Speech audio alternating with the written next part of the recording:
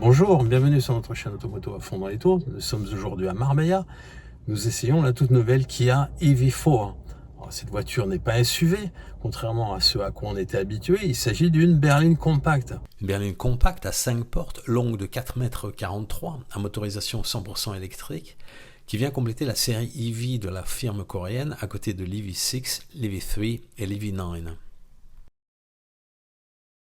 Alors, cette voiture est équipée de deux batteries, soit une batterie de 58,3 kWh, soit une batterie de 81,4 kWh.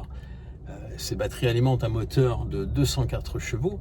Et donc avec la grosse batterie, on peut couvrir pas moins de 625 km. C'est en tout cas ce que Kia affirme. Donc c'est à vérifier évidemment sur le terrain.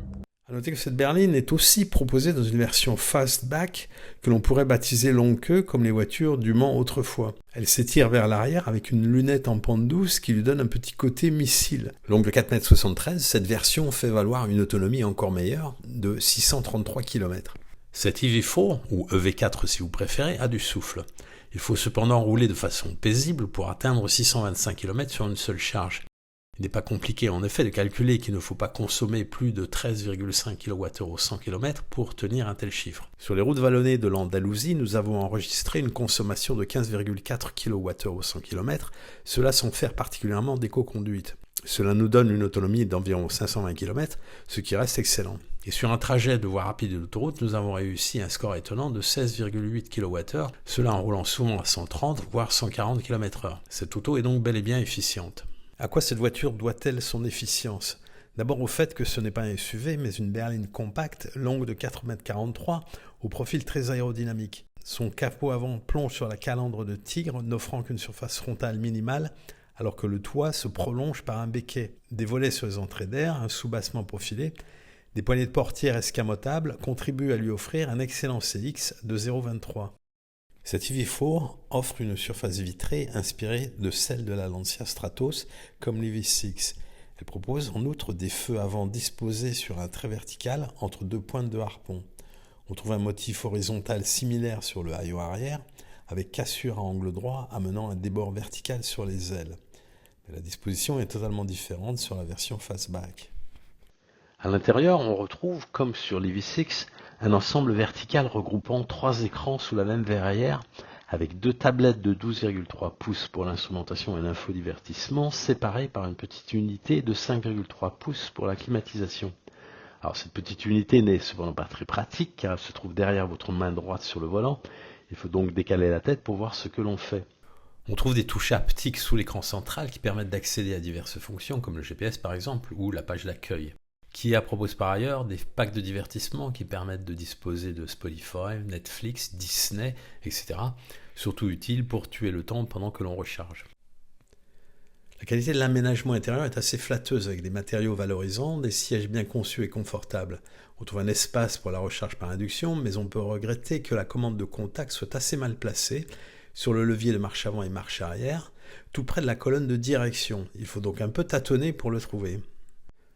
On note enfin que les passagers des places arrière disposent d'un espace appréciable qui laisse un volume de coffre de 435 litres. Ce volume passe à 1415 litres une fois le dossier des sièges arrière abattu. Sur la route, cette auto se montre plutôt plaisante à conduire. Elle est confortable, même si elle trahit de la raideur dans les suspensions.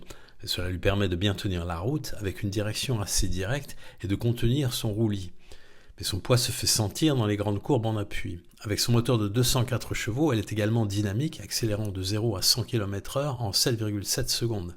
La version avec la batterie standard de 58,3 kWh, plus légère, réussit un excellent 7 secondes 4. Alors, on dispose de palettes au volant pour la régénération d'énergie qui se règle sur 3 niveaux. Au niveau le plus bas, on passe à la conduite One Pedal, extrêmement pratique en ville. Alors comme toujours, nous avons conduit en mode sport en utilisant les palettes pour les ralentissements. C'est ainsi que nous avons réussi les scores de consommation que nous avons annoncés au début de cette vidéo. A noter que cette auto n'aime pas particulièrement les gros freinages où la puissance des freins semble antagoniste à celle de la récupération et provoque une sorte d'à-coup. Cette EV4 fonctionne sur un circuit électrique de 400 volts, mais étonnamment, elle ne recharge en DC qu'à une puissance de 120 kW.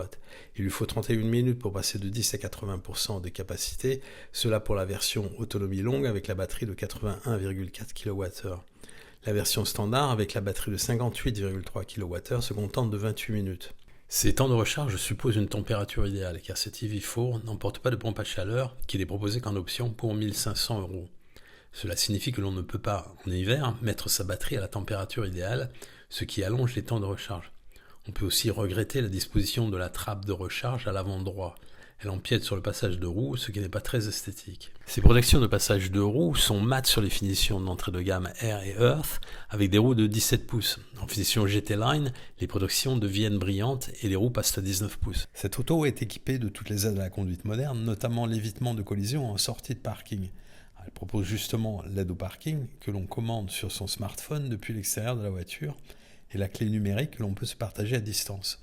Cette Kia EV4 est indéniablement une excellente voiture électrique. Elle coûte 42 890 € dans sa version autonomie longue et 38 290 € pour la version standard.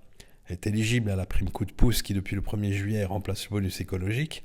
Cette prime peut atteindre 4 200 € pour les foyers les plus modestes. Cette EV4 est aussi éligible à la prime supplémentaire de 1 000 € car elle est fabriquée à Žilina en Slovaquie, la version Fastback étant elle produite en Corée.